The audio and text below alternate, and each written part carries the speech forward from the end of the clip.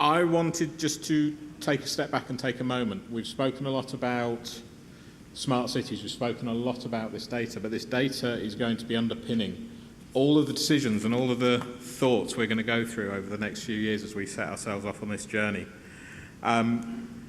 It's a very exciting place. I don't want to talk about smart cities though. I want to focus on the data and strip back to what sits behind all of this. Because if this data is not right, because if we're basing these decisions on data that is flawed, we're going to fall before we started. Now, at the start of the week, this slide was brilliant. This morning, as I left Darlington in the rain, the sandcastle not so much. But the point I want to make is, if our data is wrong, we're building these decisions, we're building these models on a foundation of sand, and they're not going to work for us.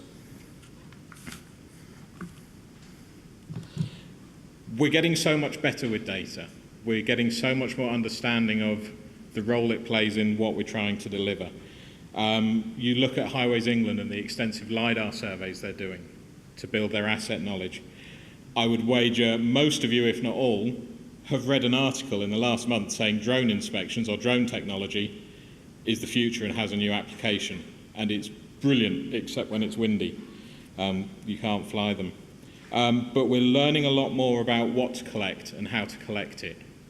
We're getting leaner. We're thinking about collecting what we need and not everything for the sake of it. That's cheaper, that's faster. Importantly, that's safer.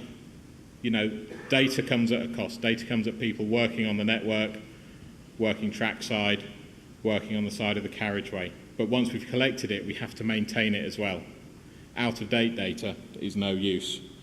I'm sure we have all had the conversation at the start of a contract as client or contractor where we've based an assumption in a tender in a contract on a level of data, and we've challenged it and we've said we've got to go out, we've got to collect again, we've got to resurvey, we've got to reinvestigate that.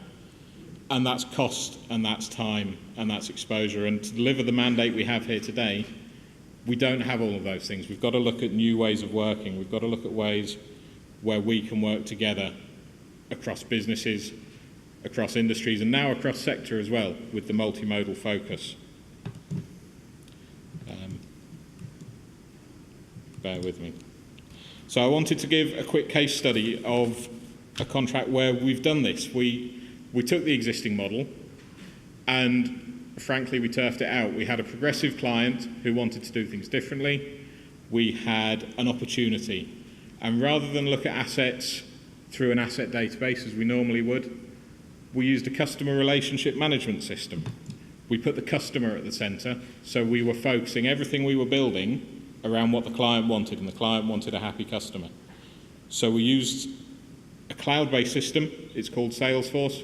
You build it up, think like the App Store. So we bought our core system that put the customer at the centre of how we were running the service, but then we bolted on a GIS. We bolted on an analytics software. We bolted on all sorts. We bolted on financial, we bolted on reporting. And we built up from a skeleton just the bits of function we needed. And by doing that, we got in a place where both the client and contractor all signed off on the data. And there was no squabbling. There was no, we think your data's wrong, because we were all in it together and we'd shaped the system from scratch. That's posed us the odd challenge, because it has meant there's been nowhere to hide. We've been caught out a couple of times, but everyone's on the same page with the data. We all have confidence, and that's allowed us to progress the contract even further and take us forwards as a team to the point where we're now delivering the objectives of the contract far more effectively and collaboratively. So my challenge, my suggestion, my conclusion is we as a room need to look at how we share data and how we use data. We can't, to deliver the TFN outcomes, work as individual organisations.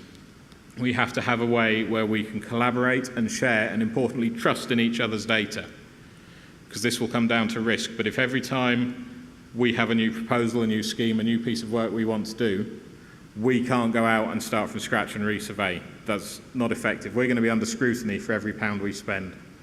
So how we work together on the softer sides, on the behaviours and the trusts, that for me is the next area of innovation. We know how to collect the data now.